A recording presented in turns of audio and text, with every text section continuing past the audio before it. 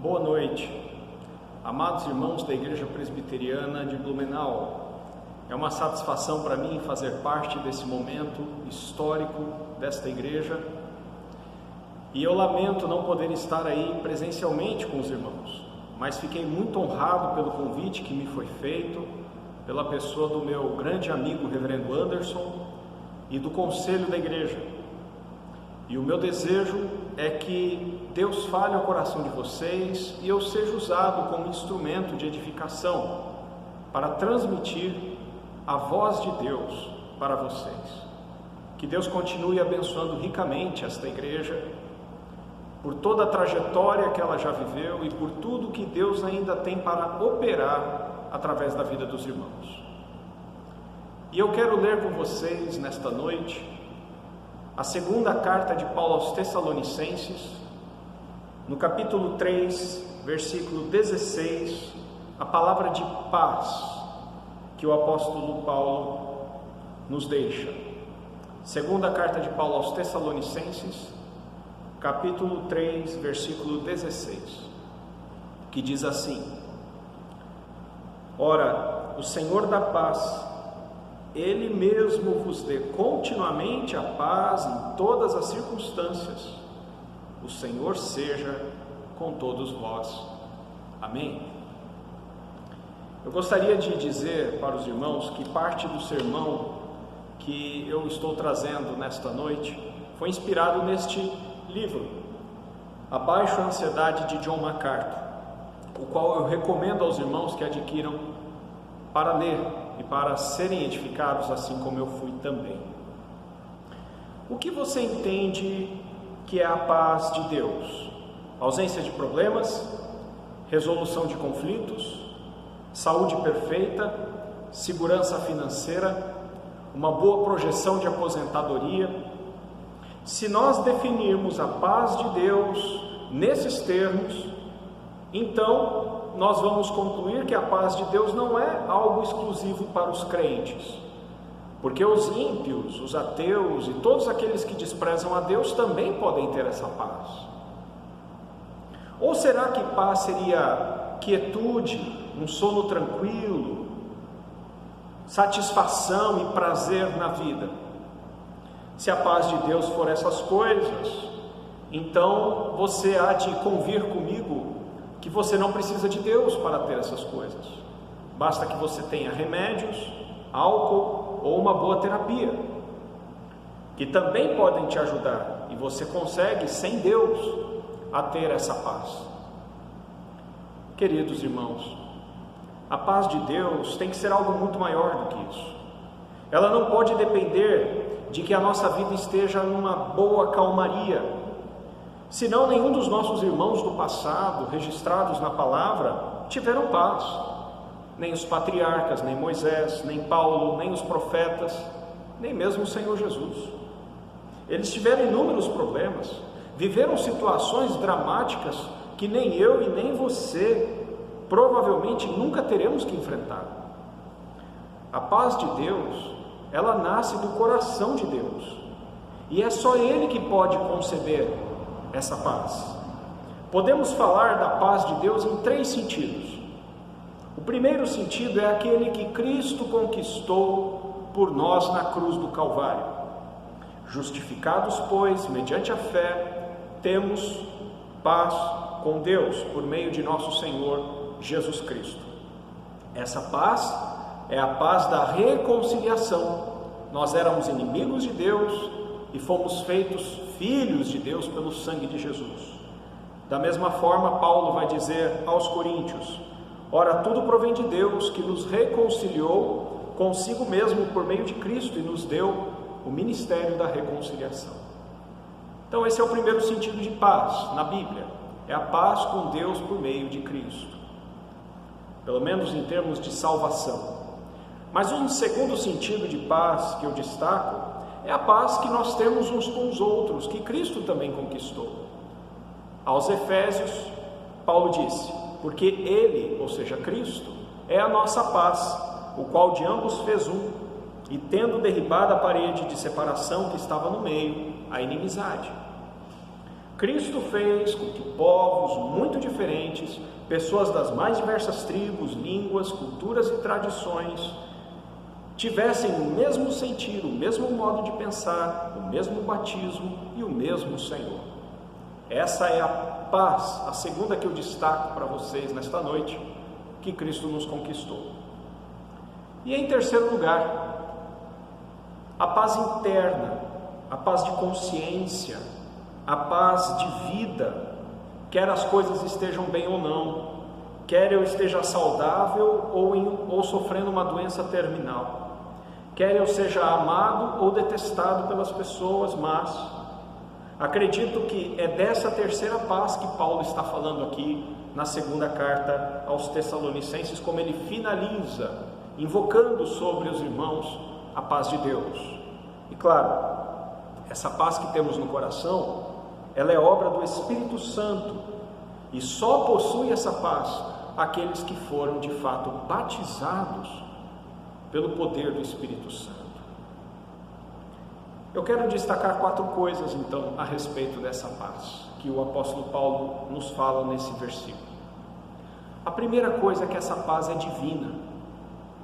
Paulo denomina Deus como o Senhor da paz, Ele mesmo, diz o texto.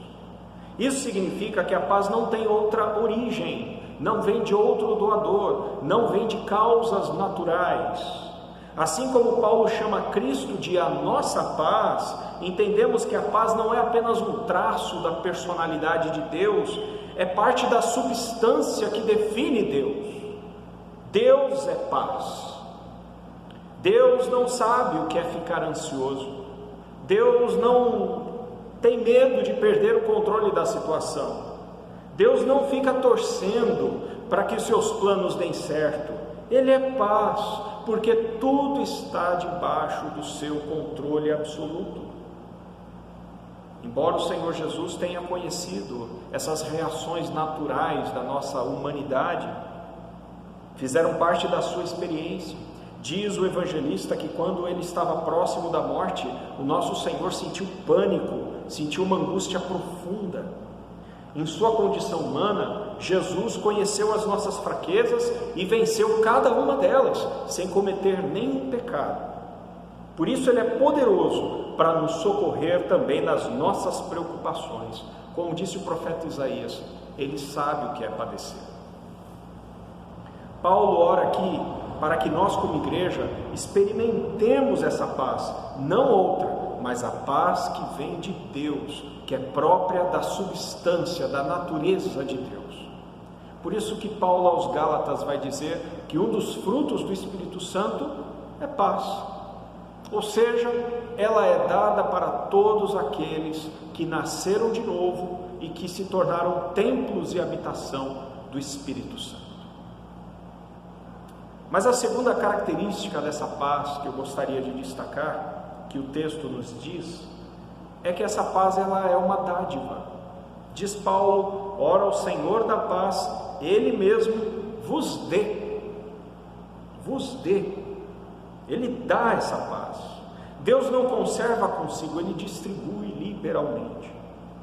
Assim como Deus compartilha conosco a alegria, a sua santidade, a sua justiça, a sua sabedoria, Deus também compartilha conosco a sua paz. Deixo-vos a paz, a minha paz vos dou. Não vou lá dou como a dá o mundo, não se turbe o vosso coração, nem se atemorize, disse Jesus. A paz de Deus não é uma promessa de alívio momentâneo, não é um chá de camomila para fazer você dormir. A paz de Deus é poder, ela é forte o bastante para fazer o crente suportar todas as adversidades. Paulo disse aos Coríntios que o consolo de Deus pode nos consolar de todas as tribulações, em 2 aos Coríntios 1:3. Todas, é todas. Todas não significa algumas, nem as mais fáceis ou as mais leves. Tem crescido assustadoramente o número de vendas de medicações como Prozac e Rivotril, antidepressivos, ansiolíticos, remédios. para ajudar as pessoas a dormir. Eu receio e me entristeço em dizer que grande parte dos crentes que sofrem apelam rapidamente para essas medicações sem buscar um diagnóstico mais preciso da sua condição. Querem alívio imediato, querem que a mente pare de funcionar naquele ritmo frenético que ela fica quando estamos ansiosos. Então, se você tem a oportunidade de tomar uma medicação que vai te aliviar imediatamente e vai acabar com o seu problema naquele momento, pelo menos temporariamente, para que você tenha uma boa noite de sono, por que você vai ficar confiando em Deus e esperando que Ele ouça suas orações? A jornada da fé não é uma jornada fácil. Caminhar com Deus implica que precisamos confiar nele, na providência dele, nas soluções dele, e ter que enfrentar as coisas que ele quer que enfrentemos.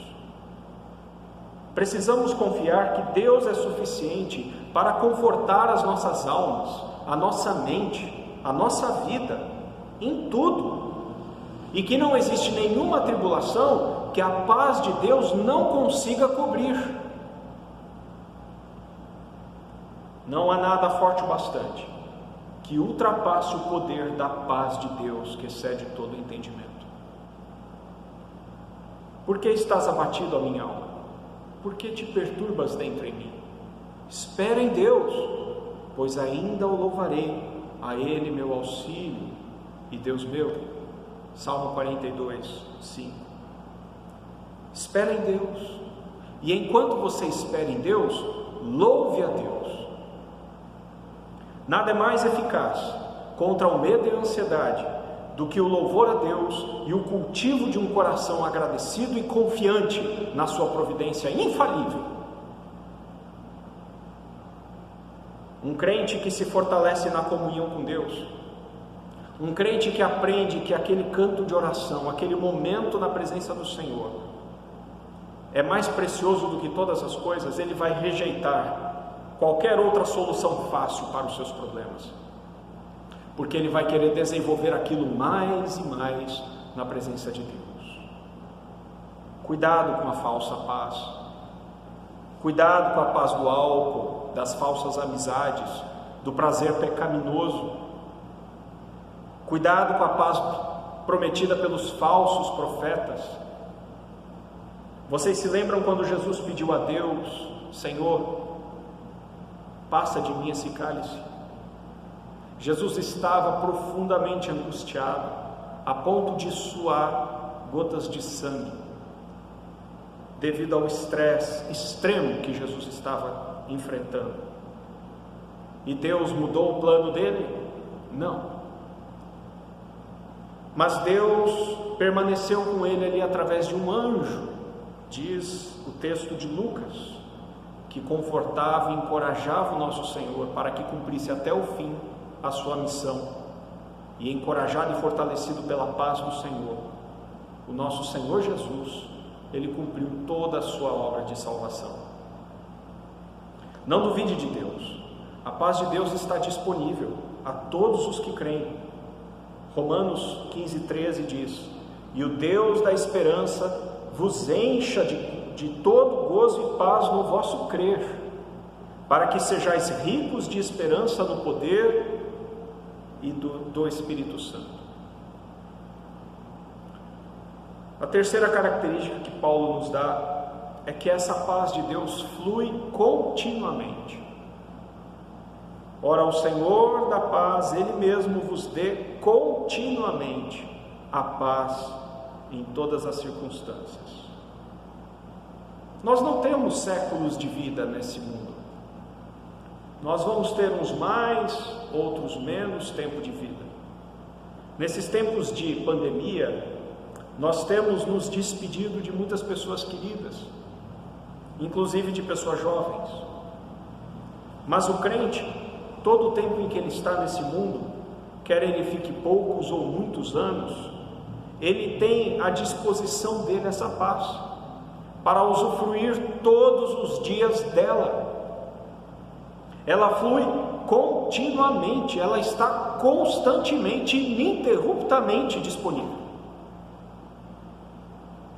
O único que pode interromper o fluxo da paz em nossa vida somos nós mesmos, porque nem o diabo tem poder para roubar essa paz.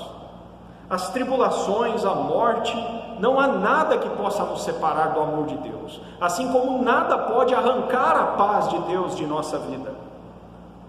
Não há nada mais poderoso do que aquilo que Deus realiza. Então, quando nós temos a interrupção desse fluxo da paz em nosso viver, é porque nós estamos escolhendo reagir de outra maneira às situações difíceis. As reservas de Deus para a paz são inesgotáveis. O fluxo da graça está nesse momento fluindo na sua vida. Você que já aceitou a Jesus, você que vive debaixo da graça, você que já está à sombra da cruz, você tem a graça de Deus sobre você agora, qualquer que seja a situação que você está vivendo. Ainda quando você está em pecado, ainda quando você cede às dúvidas e à incredulidade do seu coração, a graça de Deus não vai se afastar de você por isso. Você continua sendo um filho amado de Deus. A graça de Deus é permanente e ela não depende de você, ela nem depende da sua fé, ela só depende do sacrifício de Jesus. Mas a paz para usufruir os benefícios dessa graça, a paz que acalenta o nosso coração, ela depende da sua fé, do seu crer, da posse que você toma das bênçãos celestiais. Teremos paz quando aprendermos a confiar em Deus em toda e qualquer situação. Paulo descobriu essa paz quando ele disse: aprendi a viver contente em toda e qualquer situação. A experiência da paz exige algumas condições, claro. Ainda que você seja crente, se você viver em pecado, você não perde a salvação, mas você perde a paz, pelo menos por algum tempo. O pecado, ele interrompe alguns benefícios da graça que a gente deixa de receber, não a salvação, mas bênçãos provenientes, bênçãos celestiais, bênçãos da virtude de Cristo, como coragem, como sabedoria, discernimento. Além disso, deixar de confiar em Deus pode também causar profundas perturbações na sua alma, que você não precisa experimentar. Não sei se você se lembra do rei Asa, rei de Judá. Ele era um servo fiel, ele começou bem o seu reinado, fazendo aquilo que agradava ao Senhor. Mas quando ele foi ameaçado por Baasa, rei de Israel, ele, ao invés de recorrer a Deus em oração e buscar em Deus solução, ele foi fazer aliança com um rei ímpio, o rei da Síria, Ben-Hadad. E isso desagradou a Deus, de maneira que Deus enviou até ele um profeta, para que o advertisse daquele caminho. E ele, ao invés de humildemente acatar a palavra de Deus, ele ainda puniu o profeta, por simplesmente ter sido mensageiro da palavra do Senhor. Você é crente em Jesus? Você já não teve experiências do livramento de Deus na sua vida? Você já não percebeu o quanto Deus te ama? Será que as informações bíblicas não são suficientes para que você perceba que Cristo não poupou o próprio Filho dele por amor a você? Além das suas experiências pessoais e da sua família, de coisas que Deus já fez por você, e você acha que a situação que você vive agora é difícil para que Deus resolva? Deus nunca perdeu o controle sobre a vida de nenhum dos seus, não vai perder agora. Se agarre a Ele e confie. Por que carregar um fardo pesado, insuportável, quando nós temos um Salvador forte e poderoso que se ofereceu para carregar em nosso lugar? A paz é contínua Deixe que ela corra em sua vida como um rio no meio das pedras e dos obstáculos. Tem uma história do puritano John Newton, que ele estava profundamente angustiado. Ele relata isso em seu diário. A sua esposa estava no leito de morte e dali poucas horas ela viria a morrer. E ele andava de um lado para o outro do quarto, atormentado. E ele não conseguia sossegar a mente dele, o coração dele, nada. Ele não conseguia ter paz. Foi então que ele parou, se concentrou em Deus, orou e entregou a Deus a sua inquietação. E ele diz que experimentou uma paz que esse mundo não pode explicar. Ele foi invadido pela paz de Deus. E aquilo aquietou o seu coração. Essa é a experiência de todo filho de Deus que decide confiar no Senhor. E em quarto e último lugar, essa paz está além das circunstâncias. Paulo diz: vos dê continuamente a paz em todas as circunstâncias.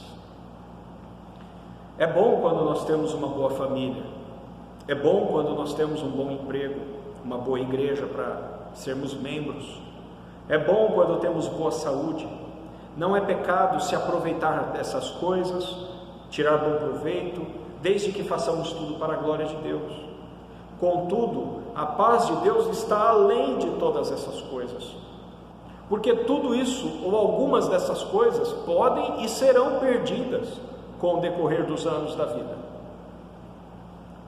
E isso não significa que você não vai se importar, ou que você vai lidar com isso com indiferença. Você pode até vir a sofrer e chorar, mas a paz de Deus, se você confiar nele, ela não vai se desgarrar de você. Existe uma teoria filosófica mais antiga que Cristo, e que tem voltado a ficar em moda nos dias de hoje, especialmente entre os jovens. É o chamado estoicismo. Os estoicos ensinavam que as pessoas deviam viver indiferentes para tudo ao seu redor, para que elas não experimentassem sofrimento. Então elas podiam perder pessoas amadas, elas podiam até sofrer em seus corpos, e ainda assim passar por tudo aquilo com apatia, com indiferença, com superioridade. E assim elas não sofriam. Isso não é cristianismo. Ficar triste não significa estar em pecado necessariamente. Senão o Senhor Jesus teria pecado. Ele disse aos seus discípulos mais íntimos: a minha alma está profundamente triste até a morte. Ficai aqui e vigiai. A paz de Deus, porém, é mais forte que a tristeza. Isso significa que mesmo quando choramos ou gememos em nosso íntimo, de dor, de angústia, temos a paz de Deus, que nos põe na presença de Deus e nos capacita a dizer: Senhor, eu não entendo o que está acontecendo, não sei por que estou passando pelo que eu estou passando, mas eu te conheço, eu confio em ti, a minha vida é tua e sei que tudo que tu realizas é bom, por isso eu posso descansar em paz. Quando vivemos debaixo da graça de Deus, experimentamos a paz que Paulo cita aos Filipenses: e a paz de Deus, que excede todo entendimento, guardará o vosso coração e a vossa mente em Cristo Jesus. Então Paulo termina essa oração de 2 aos Tessalonicenses 3,16, dizendo: o Senhor seja com todos vós. O Senhor é conosco. Nós nunca estamos sozinhos. Como disse o reformador John Knox, quem está com Deus está sempre em maioria. Nós não só nunca estamos sozinhos, como sempre estamos em maioria, quando estamos com o Senhor. Não há por que não ter paz. E para ilustrar essa expressão final de Paulo, eu conto aqui uma história. Na Segunda Guerra Mundial, um cargueiro alemão apanhou um missionário. O missionário estava no navio que foi torpedeado. Esse missionário foi colocado no porão do navio. Por um tempo ele ficou apavorado. E ele não conseguia fechar os olhos, embora estivesse esgotado. Ele queria descansar, mas o corpo dele, a mente dele, nada nele deixava ele descansar. E então, como uma flecha enviada do céu, veio à memória dele o Salmo 121, que diz: o meu socorro vem do Senhor, que fez o céu e a terra.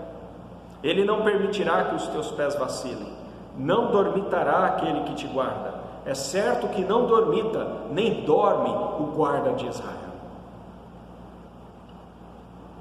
Então, com esse versículo na mente, o missionário orou a Deus dizendo assim: Senhor, não há realmente qualquer utilidade em nós dois ficarmos acordados. Se o Senhor vai ficar acordado, eu agradeço e vou dormir. O que esse missionário fez no meio da Segunda Guerra Mundial, em navio inimigo? Ele escolheu confiar no Senhor. É isso que ele fez. O que você deve fazer com um diagnóstico terminal? O que você deve fazer ao perder o emprego? O que você deve fazer num quadro de depressão? O que você deve fazer quando parece que o mundo desaba sobre a sua cabeça? Você deve confiar no Senhor. Josué era um comandante do exército, assim como Moisés. Eles eram líderes responsáveis por pelotões inumeráveis de pessoas, de homens. E eles dariam conta e sabiam disso diante de Deus, por todo o trabalho que eles viessem a realizar. Tudo que Deus queria que eles fizessem era ser forte e corajoso. Medita na minha palavra dia e noite. É isso. Essa é a reação que nós temos, que o crente deve ter diante das ameaças, diante dos grandes obstáculos que ele vê à frente. Ele escolhe confiar no Senhor. Mesmo em momentos de abatimento, como sofreu o profeta Elias, onde ele até desejou morrer, assim como o profeta Jeremias, eles decidiram confiar no Senhor. Faça isso nessa noite. E eu termino dizendo que eu desejo que o Senhor derrame copiosamente as bênçãos dele sobre a Igreja Presbiteriana de Blumenau, sobre a vida do reverendo Anderson e sua esposa, e sobre todo o conselho, e sobre cada família desta igreja, para que mesmo em dias tão tenebrosos como esses que vivemos, a paz de Deus transborde em meio ao caos, e toda a igreja testemunhe para o mundo, mas em primeiro lugar diante de Deus, a tranquilidade e a paz de um coração que confia no Senhor. Deus abençoe a sua vida. Eu quero orar com você. Deus bendito e eterno Pai, seja com a Igreja Presbiteriana de Blumenau, Senhor, que o teu grande amor seja derramado no coração de todos, e que a paz que o Senhor tem para nos dar, nos seja dada em abundância, para que em toda e qualquer situação, nós decidamos firmemente, como povo do Senhor, te honrar confiando no Senhor. Não nos deixes pecar por meio das preocupações, das ansiedades e dos medos injustificáveis, mas que em tudo, ó Deus, o nosso coração esteja agarrado à tua palavra, confiante no Senhor. Fortalece-nos pelo teu Espírito, aumenta a nossa fé. É o que oramos agradecidos no nome de Jesus. Parabéns à igreja. Deus abençoe a vida de cada irmão.